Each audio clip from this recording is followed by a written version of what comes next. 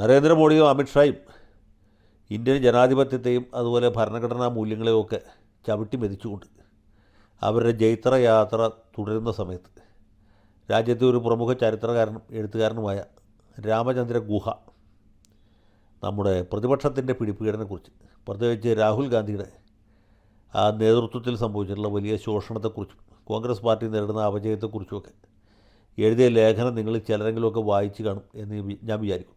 ഞാൻ അതിൻ്റെ ഇംഗ്ലീഷിലുള്ള മൂലകൃതി വായിച്ചാണ്. കഴിഞ്ഞ ദിവസം മാതൃഭൂമി ആഴ്ചപ്പതിപ്പിൽ അതിൻ്റെ മലയാള പരിഭാഷയും വായിച്ചു. ഈ രാമചന്ദ്ര ഗുഹ പറയുന്ന പല കാര്യങ്ങളും ശരിയാണ്, മിക്കവാറും എല്ലാ കാര്യങ്ങളും തന്നെ ശരിയാണ്. ഞാനിപ്പോൾ ഗുഹ പറഞ്ഞ കാര്യത്തെക്കുറിച്ചല്ല ഇവിടെ പറയാൻ പോകുന്നത്. അത് നിങ്ങൾക്ക് തന്നെ വേണമെങ്കിൽ വായിച്ച് മനസ്സിലാക്കാവുന്നതാണ്. ഇത് പറയുന്ന സമയത്ത് എൻ്റെ മനസ്സിലേക്ക് വരുന്നത് ഏറെക്കുറെ ഞങ്ങളുടെ നാട്ടുകാരനായിരുന്ന കോൺഗ്രസ് നേതാവായിരുന്ന മുൻ മന്ത്രിയും മുതിർന്ന നേതാവുമായിരുന്ന ടി.എച്ച്. മുസ്തഫയുടെ മുഖമാണ്. ടി.എച്ച്. മുസ്തഫയെ ഒരു പക്ഷേ പുതിയ തലമുറയിൽപ്പെട്ട രാഷ്ട്രീയ വിദ്യാർത്ഥികൾക്ക് അറിയുമായിരിക്കില്ല. പലരും അദ്ദേഹത്തെ മറന്നു കാണും എന്ന് ഞാൻ വിചാരിക്കുന്നു. അദ്ദേഹം കരുണാകരൻ്റെ മന്ത്രിസഭയിൽ 1991 മുതൽക്ക് 95 വരെ ഭക്ഷ്യ സിവിൽ സപ്ലൈസ് വകുപ്പ് മന്ത്രിയായിരുന്നു. ഒരു മന്ത്രി എന്നുള്ള നിലയ്ക്ക് അദ്ദേഹം അത്ര വലിയ വിജയമൊന്നും ആയിരുന്നില്ലെങ്കിലും ഒരു MLA എന്നുള്ള നിലയ്ക്ക് അതിശക്തനായ ഒരു മനുഷ്യരായിരുന്നു. മുസ്തഫ ആദ്യമായിട്ട് ജയിക്കുന്ന 1977 80-ൽ അദ്ദേഹം പരാജയപ്പെട്ടു. 82 മുതൽക്ക് 96 വരെ കേരളത്തിൽ നിയമസഭാംഗം വരുന്നു. കുന്നത്തുകാട് മണ്ഡലത്തിൽ നിന്നാണ് ജയിച്ചത്. 96-ൽ ചെറിയ വ്യത്യാസത്തിൽ അദ്ദേഹം പരാജയപ്പെട്ടു. പിന്നെ 2001-ൽ വീണ്ടും മത്സരിച്ചു, വലിയ ഭൂരിപക്ഷത്തിൽ ജയിച്ചു. 2006-ൽ അദ്ദേഹം തെരഞ്ഞെടുപ്പ് രംഗത്ത് നിന്ന് പൂർണ്ണമായിട്ടും നിഷ്ക്രമിച്ചു. മതിയാക്കി പോയതാണ്, തോറ്റു പിന്മാറിയതല്ല. അദ്ദേഹത്തിന് പിന്നെയും വേണമെങ്കിൽ മത്സരിക്കാം. പക്ഷേ അദ്ദേഹം ഇത് മതി എന്ന് തീരുമാനിച്ചു. പിന്നെ ഏതാനും വർഷങ്ങൾക്ക് മുമ്പ് അദ്ദേഹം മരണപ്പെടുകയും ചെയ്തു. ഈ മുസ്തഫയുടെ ഒരു പ്രത്യേകത എന്ന് വെച്ചാൽ ഇദ്ദേഹം നെഹ്റു ഗാന്ധി കുടുംബത്തോട് വലിയ കൂറുള്ള മനുഷ്യരായിരുന്നു.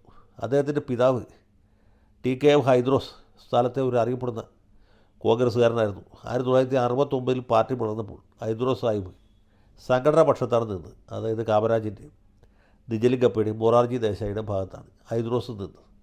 പക്ഷേ മുസ്തഫ ഇന്ദിരാഗാന്ധിയുടെ വലിയ ആരാധകനായിരുന്നു. അദ്ദേഹം സ്വന്തം ബാപ്പയ്ക്കെതിരായിട്ട് സമരം ചെയ്തുകൊണ്ട് ഇന്ദിരാപക്ഷത്ത് ഉറച്ചു നിന്നു.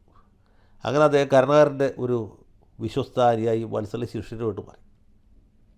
കരുണാകരൻ്റെ പ്രതാപകാലത്ത്, അതായത് അടിയന്തരാവസ്ഥ കാലത്ത് മുസ്തഫ എറണാകുളം DCC പ്രസിഡൻ്റായിരുന്നു.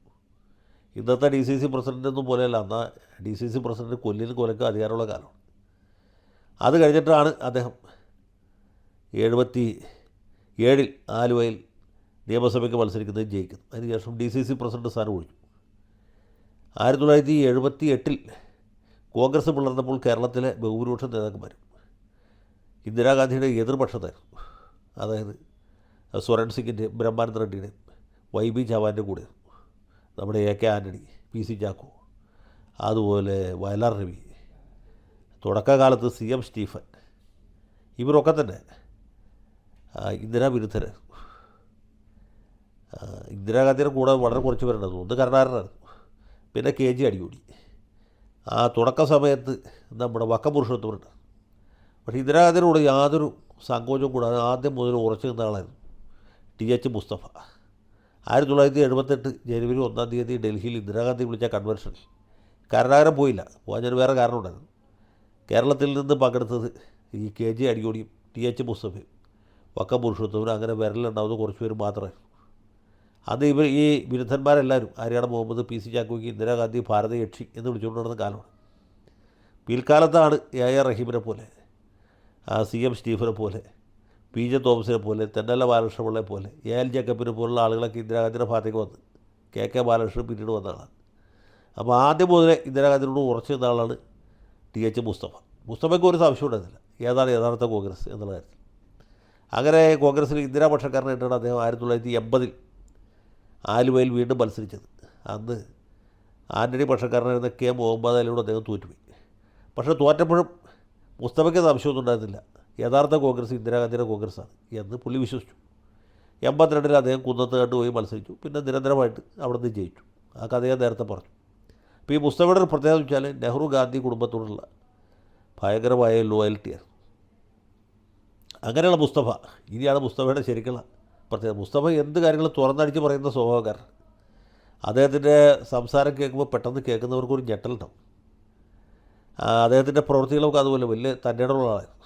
ഈ കഴിഞ്ഞ ദിവസം എൻ്റെ സുഹൃത്ത് ആലുവ UC കോളേജിൽ എൻ്റെ സമകാലികനായിരുന്ന മലയാള മനോരമയുടെ പ്രാദേശിക ലേഖകൻ ജോസഫ് അദ്ദേഹത്തിൻ്റെ ആലുവ പാലം എന്ന ഫേസ്ബുക്ക് പേജിൽ മുസ്തഫയെക്കുറിച്ച് ഒരു അനുസ്മരണം നടത്തി.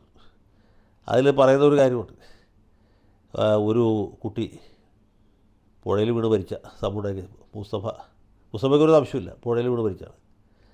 പോസ്റ്റ്മോർട്ടം വേണ്ട എന്ന് പോലീസ് ഉദ്യോഗസ്ഥരെ വിരട്ടി ബോഡി വിട്ടുകൊടുത്തു. അതുപോലെ സാൻജോ ആശുപത്രിയിൽ മോർച്ചറിയിൽ വെച്ച മൃതദേഹം അത് പോസ്റ്റ്മോർട്ടത്തിന് പോകേണ്ടതായിരുന്നു. മരിച്ച വീട്ടുകാർക്ക് സംശയമില്ല, നാട്ടുകാർക്ക് സംശയമില്ല, വേറെ ആർക്കും സംശയമില്ല. പക്ഷേ പോലീസുകാരുടെ നടപടിക്രമം അനുസരിച്ച് ഇത് പോസ്റ്റ്മോർട്ടം ചെയ്തേ മതിയുള്ളൂ. മുസ്തഫ ആശുപത്രിയിൽ ചെന്ന് അവിടുത്തെ കന്യാസ്ത്രീയെ എന്തോ പറഞ്ഞ് വിരട്ടി ബോഡി വീട്ടുകാർക്ക് വിട്ടുകൊടുത്തു. അത് വീട്ടുകാർ കൊണ്ടുപോയി മറവുകയും ചെയ്തു. അങ്ങനെ പ്രശ്നം അവസാനിപ്പിച്ചു. ഇങ്ങനെയൊക്കെ ചെയ്യാൻ തൻ്റെ ഇടമുള്ള ആളായിരുന്നു മുസ്തഫ. ഇത് കേൾക്കുമ്പോൾ നിങ്ങൾക്ക് ഏകദേശം അദ്ദേഹത്തെക്കുറിച്ചൊരു ധാരണ കിട്ടും. മുസ്തഫ തുറന്നടിച്ച് പറയുന്ന സ്വഭാവക്കാരനായിരുന്നു. ഈ ബോംബ് സ്ഫോടനത്തിൽ അബ്ദുൽ നാസർ മദനിയുടെ കാല് നഷ്ടപ്പെട്ടപ്പോൾ മുസ്തഫ പറഞ്ഞ കാര്യം കുറച്ച് ക്രൂരമായിരുന്നു, എങ്കിലും പറയാതിരിക്കാൻ നിവൃത്തിയില്ല. മുസ്തഫ പറഞ്ഞത് ഇന്ത്യയിലെ മുഴുവൻ മുസ്ലിങ്ങളെ സഹായിക്കാൻ രക്ഷിക്കാൻ വേണ്ടി ഇറങ്ങിയ ആളാണ് മദനി. അദ്ദേഹത്തിന് സ്വന്തം കാല് പോലും സംരക്ഷിക്കാൻ പറ്റിയില്ല എന്നാണ്. അപ്പോൾ ഇതാണ് മുസ്തഫയുടെ ഒരു സാധാരണ രീതി. ഇനി ഞാൻ രാമേന്ദ്ര ഗുഹയിലേക്ക് പോവുകയാണ്. ഈ രാമേന്ദ്ര ഗുഹ 4-5 പേജിൽ പരത്തി പറഞ്ഞ കാര്യം മുസ്തഫ പണ്ട് ഒരു വാചകത്തിൽ പറഞ്ഞു. അതെന്നറിയാമോ? അത് ഒറ്റ വാചകമാണ്. ഈ രാഹുൽ ഗാന്ധി ഒരു ജോക്കറാണ് എന്നാണ്. അങ്ങനെ പറയാൻ മുസ്തഫയ്ക്ക് മാത്രമേ പറ്റുള്ളൂ. ഇത് സംഘപരിവാറുകാർ പറയും, അല്ലെങ്കിൽ മാർക്സിസ്റ്റുകാർ വേറെ ആരും കേൾക്കാതെ പറയും, മറ്റു പാർട്ടിക്കാർ പറയും, സ്വതന്ത്ര നിരീക്ഷകർ പറയും. പക്ഷേ കോൺഗ്രസ് പാർട്ടിക്ക് അകത്ത് നിന്നുകൊണ്ട് രാഹുൽ ഗാന്ധി ഒരു ജോക്കറാണ് എന്ന് പറയാനായിട്ട് ഈ രാജ്യത്ത് ആകെ ഒരു മുസ്തഫ മാത്രമേ ഉണ്ടായിട്ടുള്ളൂ. ഇത് പറഞ്ഞപ്പോൾ രാഹുൽ ഗാന്ധിയുടെ ആരാധകരൊക്കെ കോപാകുലരായി.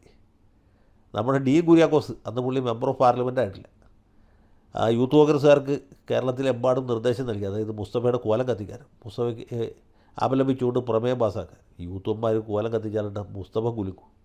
മുസ്തഫ പറഞ്ഞതിൽ മാറ്റി പറയാനൊന്നും കൂട്ടാക്കിയില്ല. അതിനെ തുടർന്ന് മുസ്തഫയെ കോൺഗ്രസ് പാർട്ടിയിൽ നിന്ന് പുറത്താക്കി.